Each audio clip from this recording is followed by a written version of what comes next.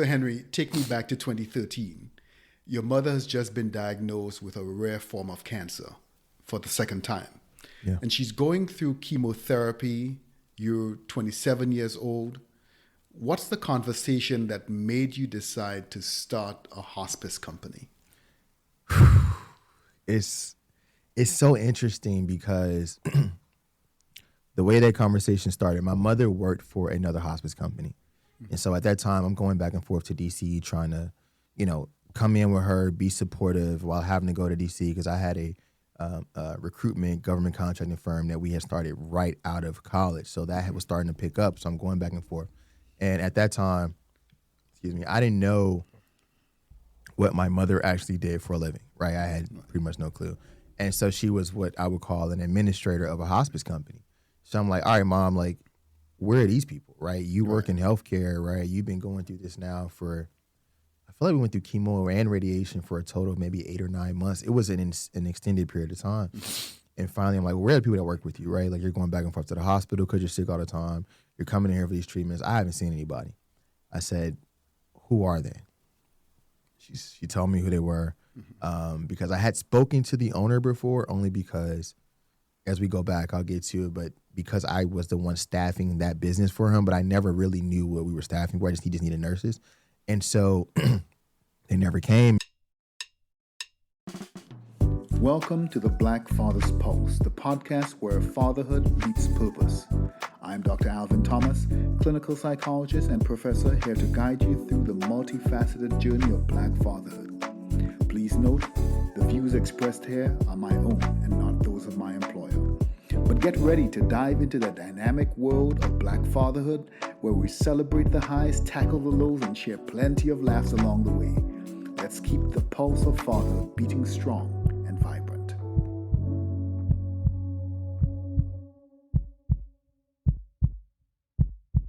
And she's like, well, Henry, now that you mention it, I've been working there now for maybe like 4 years or something like that. She said, I don't even think I want to go back. I said, no, I don't think I would go back. Like, I don't know how an organization can have someone who, and your administrator, by the way, is like the CEO of that particular space. So you run the entire organization. I said, well, you've kept them, you've grown that company 4X in 4 years, right? Which is phenomenal in healthcare. Like, it just doesn't work. It doesn't work that fast. Right. And she's like, well, I'm like, well, if you don't want to go back, what do you want to do? She said, well, I think that with your background and me knowing in the business, we can start a hospice. Now, at the time, again, I didn't know anything about hospice except for people were dying. That was me as an African-American, ignorant to what hospice was. I said, I don't want to, it's too morbid for me. I don't want to do that. My mom was like, no, like, she was working for this guy. He was Iranian, I believe. And she said, Henry, he's doing very well. His sister started it. She gave him like 3 hospice companies in different states and all this stuff. I was like, all right, I still don't want to do it. So the way my family works is my mother says something and it's like, you're supposed to do what your mom says. You know what I mean? That's, you understand what I'm saying. That's how it is. This one, it was a hard, I'm an adult. I can't do this. Right. She calls my granddad. So this is like, now we've reached another level of like, he's like, yeah, son. And by the way, my granddad died last year. That's why this story is so interesting. He's like, yeah, son, I just talked to your mom. I said, oh man, yeah, she's doing better, Pops. She said, yeah, well, she wants to start this healthcare thing. I said, yeah, we talked about it. She said, he was like, well, you're going to do that. I'm like, what? I'm like, what do you mean? What do you mean? He's like, and now, by the way, she's still going through treatments. He's like, you're going to do that. It's like, okay, all right, sure. All right. So because he wasn't the one to keep talking. He like hung up and I went and told my mom. She's like, yeah, we're going to figure this out. And at that point, maybe for the next 3 months, going through how to write policies and procedures for a hospice company. And by the way, neither one of us was clinical, had any clinical background. Like, we were calling, asking people, how do we deal with infectious control? Like, how do all of these different things, like, and then we'd have to create a policy on it. And I would say she did that through throwing up, through the chemo, through so much pain and agony, and to see her still do it is like, whenever, even now, sometimes I'm like, man, this is like, it's rough. It's a rough business. It really is. But you're always reminded, like, it's not that rough. Like, this is what she went through just to write the policies and procedures. Like, you'll be all right. So that's literally how we started the business. Wow. There are just so many really interesting points. The calling of the elders for backup, the mom pressing the mom button, and feeling the desire for independence and asserting your growing independence as a young adult. And still sitting in that space, recognizing that if she's willing to put so much into it, correct, then maybe I should just at least give it a chance. Exactly. See how far it goes, and then looking forward now and seeing how far it's come. Yes, but I will say she ran one, but there was a lot she didn't know that she didn't know she didn't know, if that makes sense, right? So we ran into hurdle after hurdle after hurdle, and finally I actually called her boss, and I'm like, hey, this hospital that you have, I'm interested in starting one. And he laughed, right? And I'll never forget the laugh. It was like, and I'm like, okay. He's like, you know what? Come on down. We'll show you. Like, you can't do this, man. He's like, and it was almost like this little black boy, you don't have hospices, which was, to be fair, that's true. Like, this didn't exist at the time, right? Now more people are into it because of the academy, but no, this was not a thing when we started. And I went down and he showed me, and he didn't tell me everything, but again, when I left Morehouse, my degree was in finance, but more importantly, I come from a family of entrepreneurs. So, and that's one of the things that I tell people all the time, like a lot of entrepreneurs of today are liars. Like they say that, oh man, I pulled myself up on my own bootstraps and this, that. It's a lie. It is 100. I've gone on record and say, man, like, even if you don't get someone to hand you like $20 or $100 million, like Trump had all this money, you still have a wealth of knowledge that you've built up over 25 years that I could tell you. I remember sitting at the kitchen table. My grandparents started a private school. So I remember having conversations as an 8-year-old that people will probably never have in a lifetime.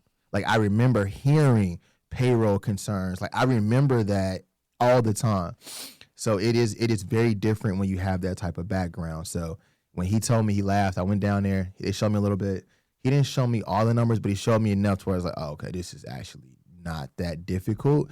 And you guys are actually cheating the patients, right? When I look, you're talking about 35, 40% margins in a business that is a service-based business. You guys are actually not doing right by the patient. There's no way that this is a thing. And that's where, to your point, like we've grown, and that's where the healthcare Henry thing came from. It's like, nah, it doesn't make any sense. You guys have this much profit, and I'm the only one downtown feeding 2,000, 3,000, 4,000 people. And some of these companies have 5 times the patients that we have. But, to your point, like, man, a lot happened, and that's here we are now today. Yeah. We'll get into that. So welcome to the Black Father's Pulse. I'm Dr. Alvin Thomas, and we're talking about something most black men avoid, and that is being caretakers at the end of life, and also the courage that it takes to build something meaningful from our deepest pain. And to help us do just that, to have this conversation, we have an extraordinary guest, a friend that I have not seen since college days, and we were just catching up and having full belly laughs and tears and snot and everything else. Henry Mason Jr., CEO and founder of Precious Hospice. Henry's a Morehouse man who turned a promise to his mother during her cancer fight into a mission, bringing dignity, compassion, and representation to the end-of-life care in black communities across Atlanta and Chicago. Henry is also a proud member of Omega Psi Phi. I'm going to say nothing more than that. Welcome to the show, Henry. It is great having you here. Thank you. Thanks for having me. I appreciate it, Doc. Doc. Yeah, because you're a doctor. Yeah, Doc. I call you Doc. That is fine with me. All right. That is fine with me. Doc, Alvin, all of it is fine with me.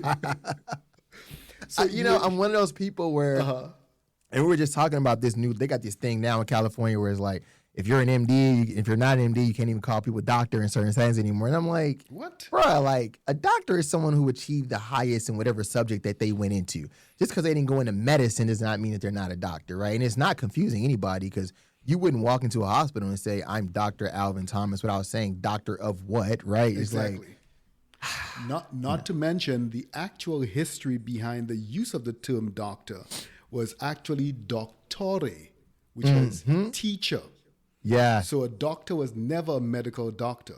A medical doctor was a practitioner or something else, but they were never called doctors before. It wasn't I did not until know that. after PhDs, philosophers started using the term doctor that medical doctors, or at least the field, appropriated it as well. So the idea of being called doctor is actually specific to PhDs because they are the doctores. They are the teachers, the philosophers. The doctor is in science. So, Interesting. Yep. So when people Interesting. tell me, "Oh, well, you're not a medical doctor, so you shouldn't," I'm like, here's a piece of history. Yeah, teach him And something, doc. Teach him something. There you go. That's what it's about. That's why I'm the doctor. There you go. There you go. There you go. I'll never be a doctor, by the way, unless it's honorary. Like I don't.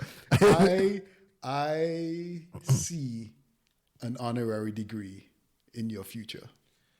You know, I'm so weird about it, and I don't even know if I would even accept it because there's a part of me that says, I did what I did, and I became successful. That's the thing, I did all that stuff, and you donate money, whatever. I get all that, but it's like let's take you, right? You go to undergrad, you get a master's, you get a doctorate degree, and if you and I were to stand in a room and I got a doctorate in the same thing, or honorary doctorate, I can't talk to you, man. Like I can't even really have that conversation. It's borderline disrespectful. It's like, okay, unless I'm going to introduce myself as honorary doctorate Henry Mason, it's like, bruh, like give me a break. Like, and I'm not saying I would, Right. It's just for me, like I'm very realistic when it comes to stuff, and it's like we have to put more respect on what people had to go through to get certain things, and that's one of the things for me where it's like, I really have to think about that one. Like it wouldn't be an automatic, yeah.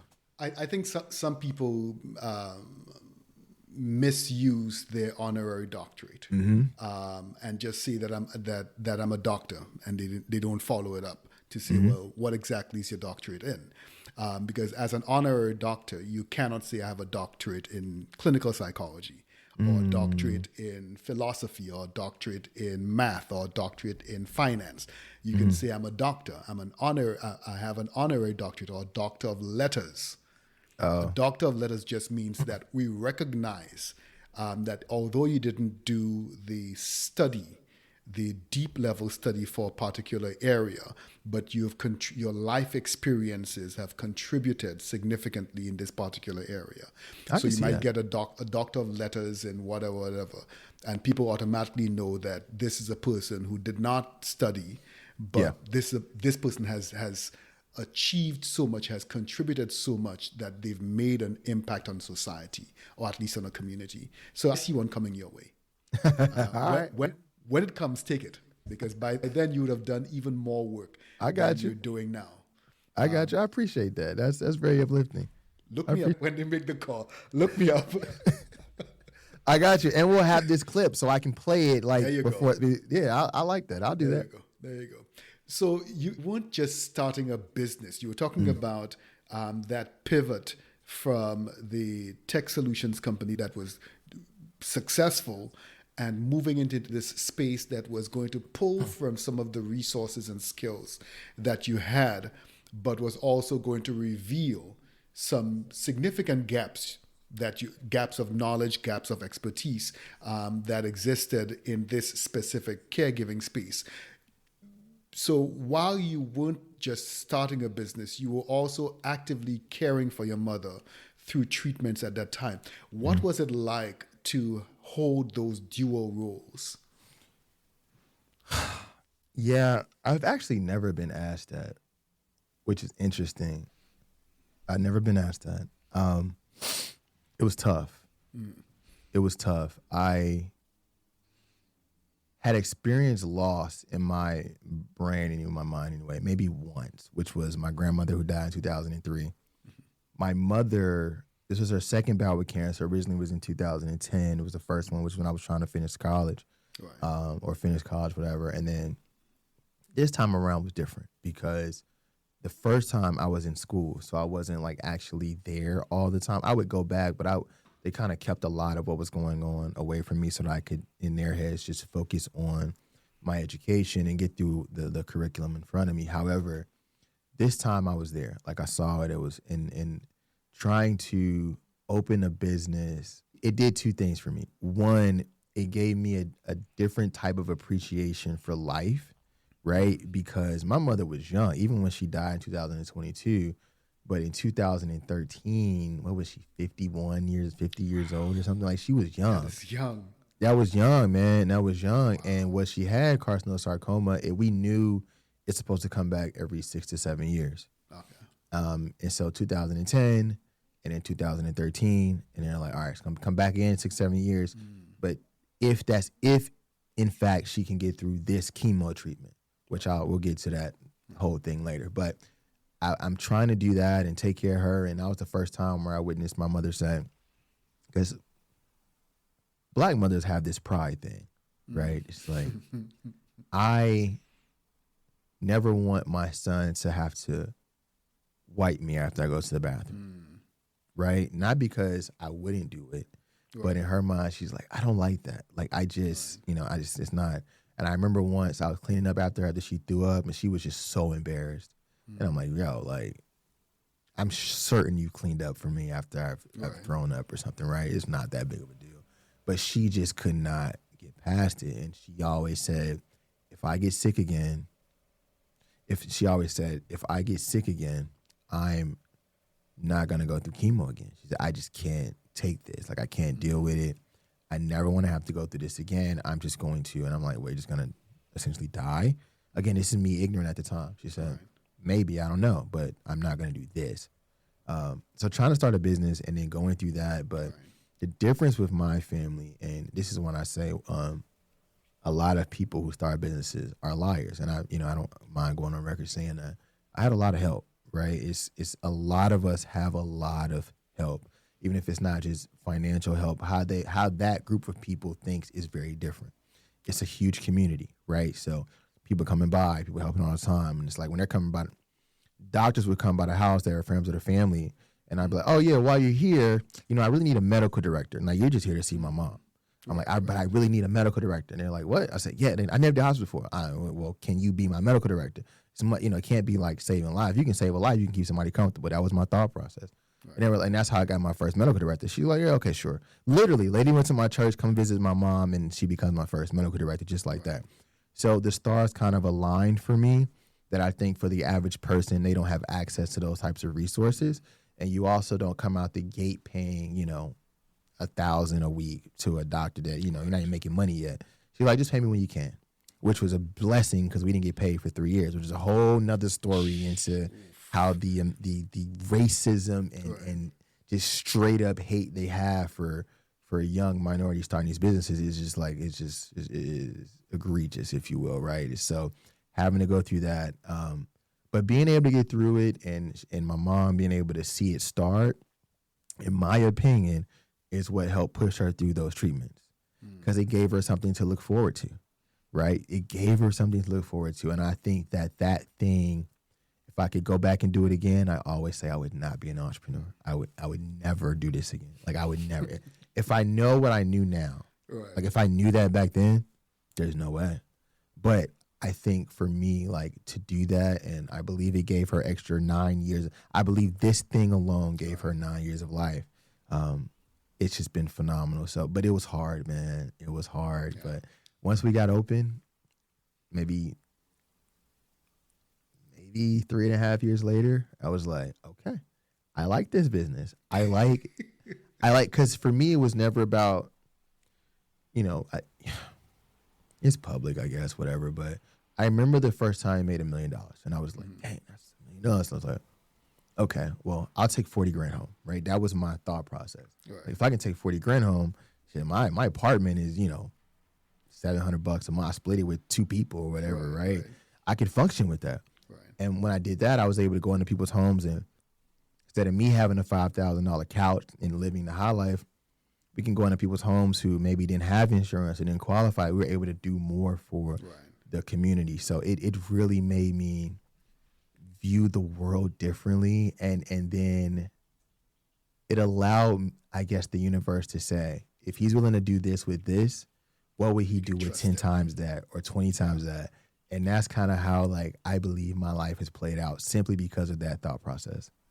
That's excellent. Mm-hmm. So one of the things that stood out to me was from the conversation about providing care for your mom while you're setting up this business, while she's helping you and helping you set the foundation for this business, is I hear the love, I hear the tenderness, I hear the care, even though I also hear the grind in the background, or maybe in the foreground, both happening at the same time.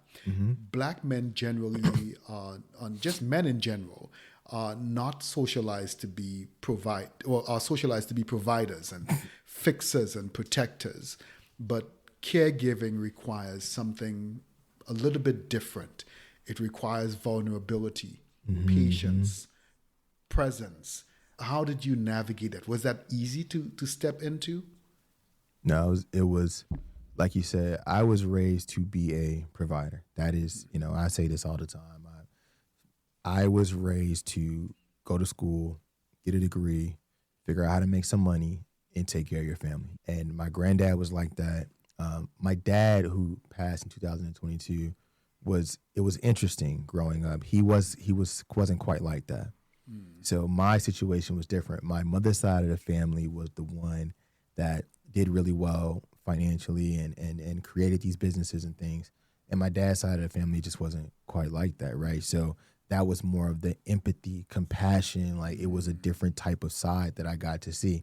And I think the mix of the two is what prepared me for that moment, and what actually makes me at Precious Hospice a great leader. Because most people, and as you know, you're also in healthcare, they go into healthcare to make a bunch of money. That's just the way it is. And maybe you think about that, right? Like, I thought about that. But the other part of this is, man, once you start helping people and you see how bad off some people really are, if you have any type of empathy in your bones at all, it's going to change you quickly. So I would argue, though, to your point, I think it's men across the board are raised that way. And to take that even a step further, this is probably the first time, you would know better from your studies, but I believe this is probably the first time we have a huge shift of where men are going to be stay-at-home dads. And if we're not, particularly in the Black community, right, where they're going to be more stay-at-home dads than there are stay-at-home moms. And people are like, no, I can almost guarantee this, given what I'm seeing. They're more educated, they're more disciplined, they're not worried about dating 1,000 people at a time, and we're actually paying for the dates, which is why I always tell people, go get married. There's just so many different nuances where we will actually, if the way things are going, it could flip pretty quickly. So I'm interested to see how that plays out in the next 15, 20 years too, because I'm also seeing a lot of that on the hospice side. So I know we're seeing a lot more fathers stepping into vulnerability and stepping into nurturing, which we did not see for the last, for way as Forever. far back as we could go. Yeah. So you can almost see that there's that preparation for stepping into that space. Yep. The fathers, I think, that are going to fall by the wayside or have significant trouble with that transition are those fathers who hang on for dear life to all of the tenets of traditional masculinity without any of the nurturing, without any of the awareness and empathy that children and partners and relationships require. But like agreeing with you that the demographic shifts that we're seeing are favoring women as far as their space in the workplace. We're still seeing men in the workplace, yes, but they're being outpaced by women. And that is going to change what families look like, change what relationships look like. And people are going to have to figure out how to become comfortable with that. So let's educate our listeners. So when people hear hospice, many think it means giving up. Is that true? Is that what hospice is? That you've given up on your family member and you're putting them out to pasture? Because I love you so much, Dr. Thomas, Now I'm gonna give you the truth about this, right? And this is the hard truth, and people hate me, whatever, for saying it, which is why they don't want people like me in this industry. But here's the truth: certain people hate hearing the word hospice because it's set up like that. Hospice itself started like 1990-ish, somewhere around there. And originally, it really was a place that you went to and died. So you just went to a place and you just died. Like, that's how it was.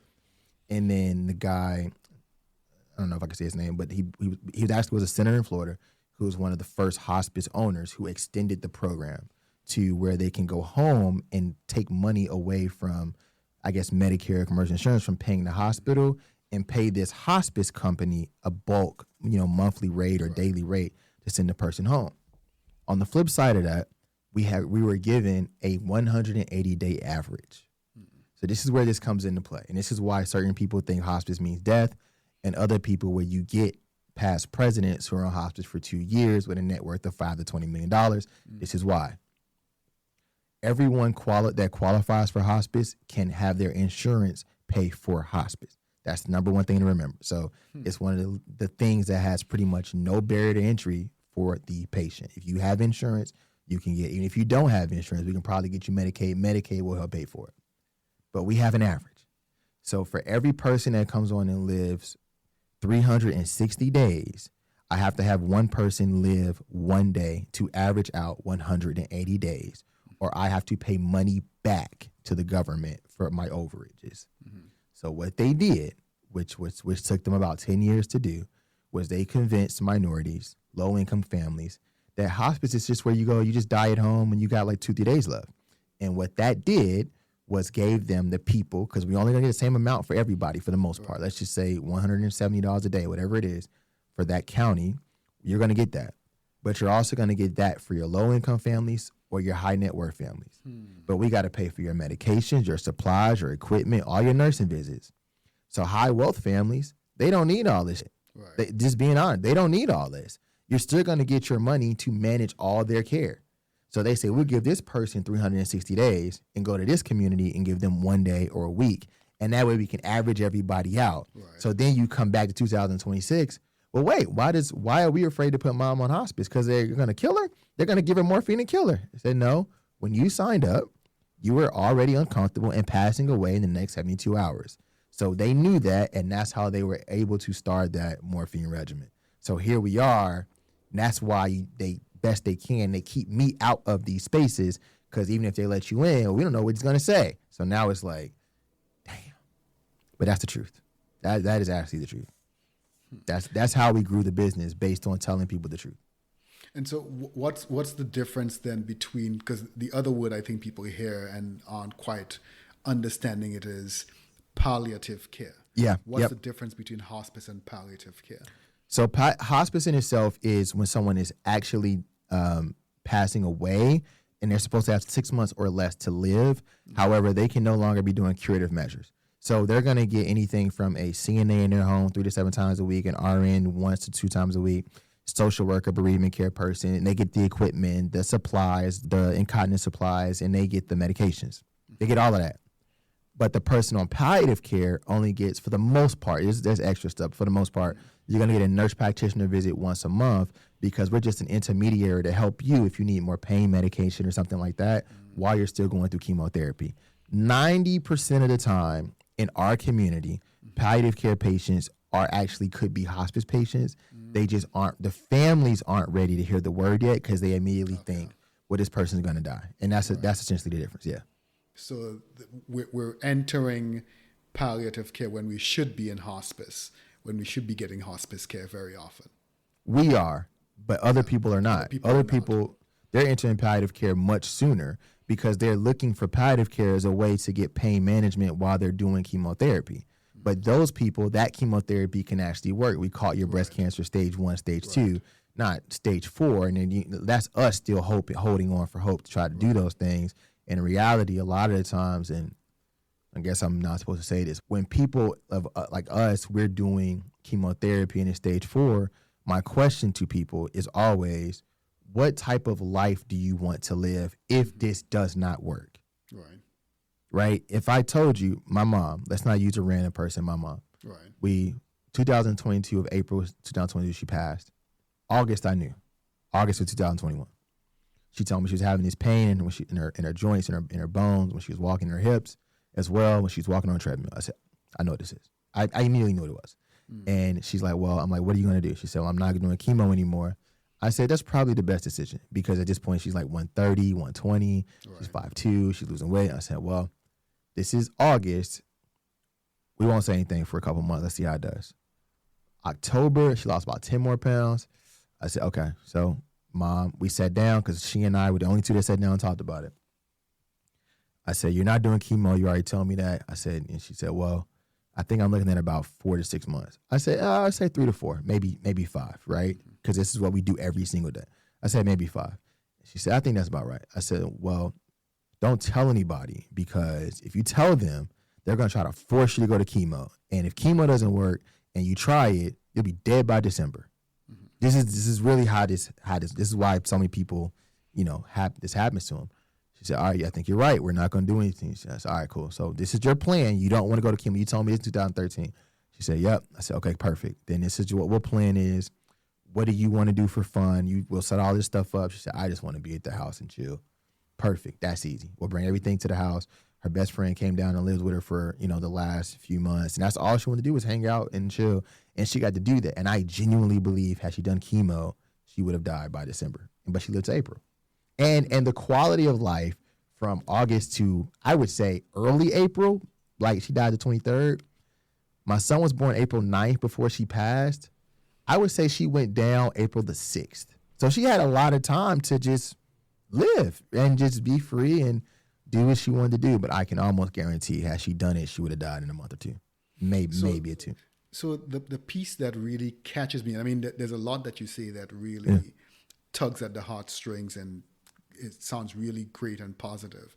But I think the piece that really catches me is the ability to have these difficult conversations in a respectful and honest way, in a way that respects her wishes as an individual and her dignity to make those choices as an individual. Correct. Yep. And the desire to support her in those choices rather than to force her into a choice that might make you feel more comfortable. So I just want Mom to be there for as long as possible, whatever it takes, versus she wants to be there without having to be sick and vomiting and in pain and all of the other things that go with that.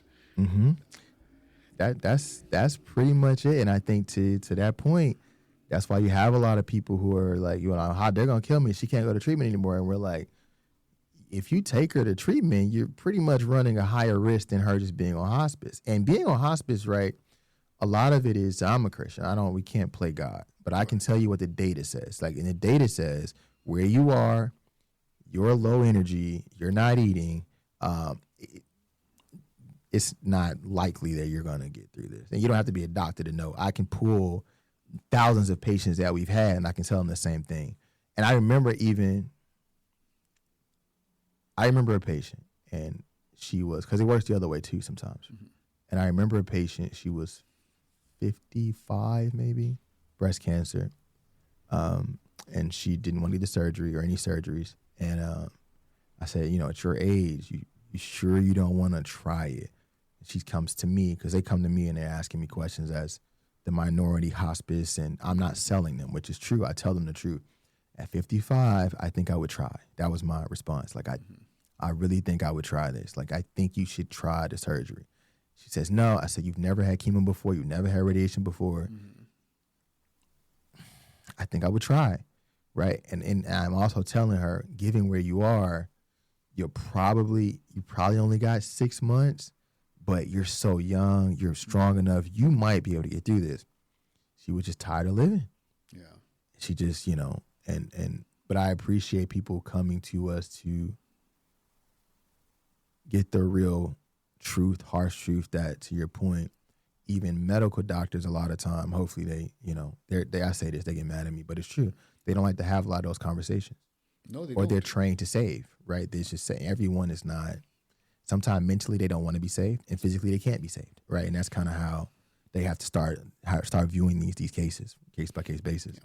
And I think sometimes doctors, I mean, they're human, so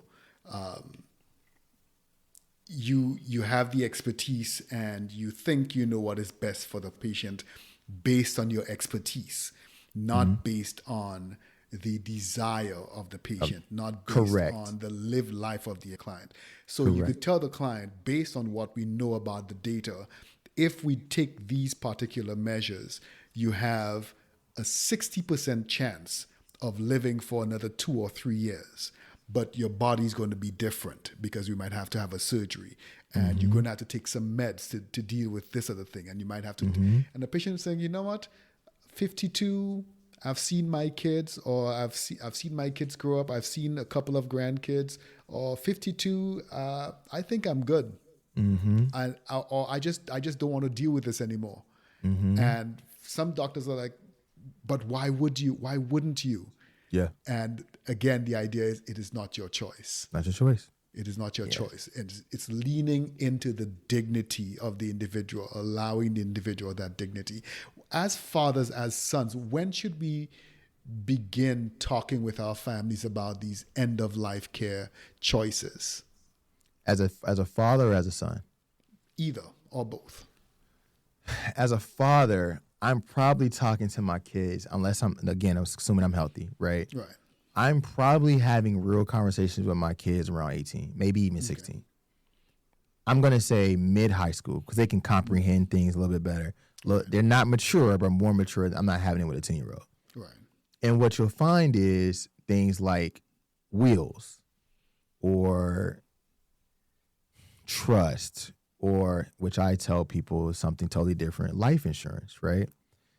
If these are conversations you need to start having with your kids early. They need to know where things are. They got to know if something, people always think, well, I'll just die at 85 from cancer. It's like, people die from plane crashes too, right? Like people die from like being hit by buses too, right? Like you got to start having these conversations early. And if you do that, you'll prepare them. And also they'll think, well, I want my kids to be kids.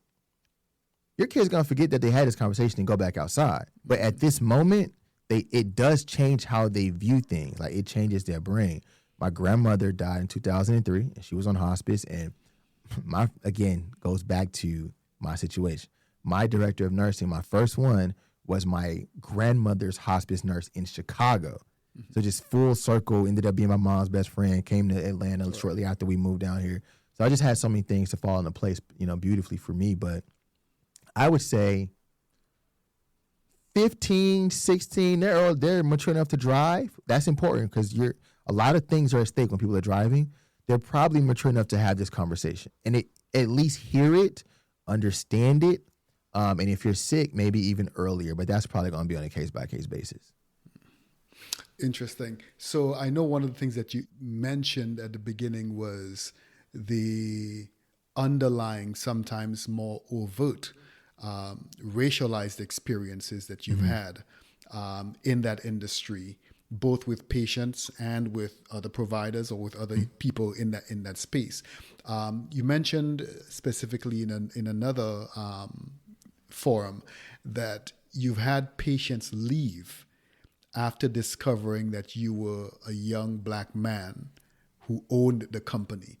Yeah. Knowing what you just said, that your intention is to provide truth and support the dignity and passion and all that. How do you process that? It's okay, right? I think too, and then, where we are right now as a nation is totally different.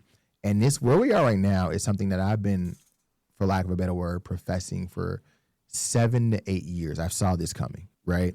Where I saw people, and I would say this, too many people are so into racism that they're forgetting that in America, yes, racism exists, but there is also a thing of classism, and you people are constantly, like you as in like Americans, we're overlooking that point. And so we're saying that because I'm a certain color, I'm better than these people. And I'm like, wait a minute. You all are this didn't just start, yes, by the way, since Trump's been in office. This has been going on for a while. It wasn't as bad as it is now, but it's been going on for a while. I said, a lot of you are actually losing a lot of benefits. I don't know if you guys really realize what's going on, but you are. My mother's idea in around 2018, 2019, right before COVID, No one knew who we were. I was a marketer, actually. I was a salesperson. When I went out, hey, I'm selling for this company, Precious Hospice. You interested in, working with us and give us some patients? And so that's how we started. I actually got my first patient from the grocery store, I think it was. The grocery store. Just people had oxygen tanks, and I would talk to them, and I was like, oh, my God, your hospice is appropriate. So we bring them on service. But I remember, man, I think like she called me with like, I had a dream or something crazy. She said, it's like, it was crazy. And I was like, she's like, yeah, you got to, and we're in deep South Georgia, right? Not deep, but deep enough, Fayetteville. That was where we were really doing most of our business. She said, yeah, you got to tell people we're Black owned. She said, more Black people that come into Fayetteville. I said, and I'm like, oh, God, no, absolutely not. Like, I also went to Morehouse. I've seen some things. Absolutely not. So I've seen some things. Like, I have seen people be eaten alive. Like, you can have something so successful, and I think people think, like I'm saying, well, don't say it's Black owned because white people will leave. I'm like, no. There is a crab in a barrel mentality where people are like, well, I don't want you to be better than me either. Or if you could do it, I'm not gonna start my own. I'm like, oh, Mom, we can't do this. And so I was like, all right. I think she called my granddad again and went down that rabbit hole. He's like, yeah, son, it'll be okay, and whatever happens, happens, and just go ahead and tell people.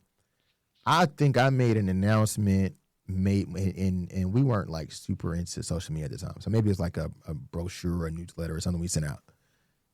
We lost half our patients in probably 2 weeks.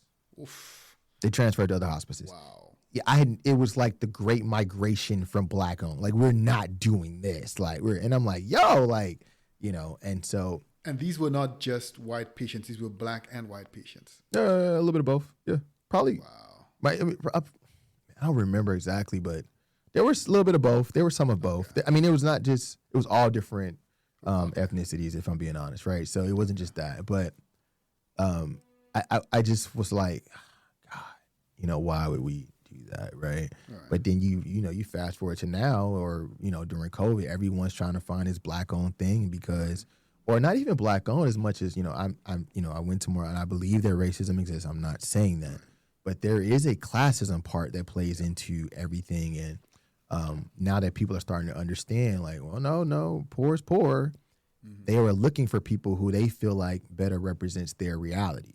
Yeah. So a private equity firm does not represent that in healthcare. Like that will never exist. You need a person who's local, that you can see, that you can touch, whose face might be on the billboard, or you might catch me in your hospital room. Like, people light up when I come in. It's like it really it's like taking 2 steps back to take 100 steps forward. I didn't see the vision then, but again, blessings to her and what she was able to teach me, and luckily listening to my granddad that this is what you have to do. This is how this works, and you're going to be the poster child and guinea pig for this type of thing going forward. So, yeah, that's what happened.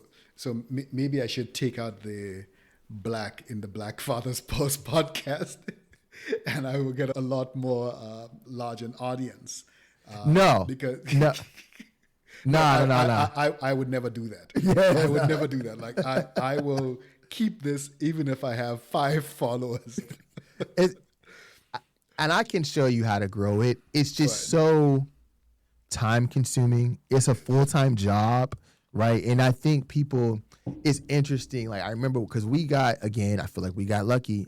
But I have a business degree, and I remember we just tried 10 things. 9 of them were like flops. And the one post that I posted that people loved, I said, oh, they love this. And it went viral. And then 2 weeks later, we posted something similar. I was like, oh, it went viral. So we're going to stick to talking to this, which was racism in healthcare. And that's what got us to where then after like 100,000 followers, then you come back and you say, I also own a hospice. You've been listening to the Black Fathers Pulse. I'm your host, Dr. Alvin Thomas. I'm a clinical psychologist, researcher, and director of the TriLab at the University of Wisconsin-Madison. Views shared on this podcast are mine or that of my guest and are not associated with the university. Original music for our series was composed and performed by Micaiah De Silva, artwork by Isabella Acra. The podcast is produced by me and is supported by the kind contributions of you, the public, and advertisers. Follow me on Twitter at Dr_AT758, that's Dr_AT758, or the Black Fathers Pulse podcast on Instagram and YouTube. Subscribe to the Black Fathers Pulse podcast wherever you do your podcast listening, and don't forget to share and leave us a positive review.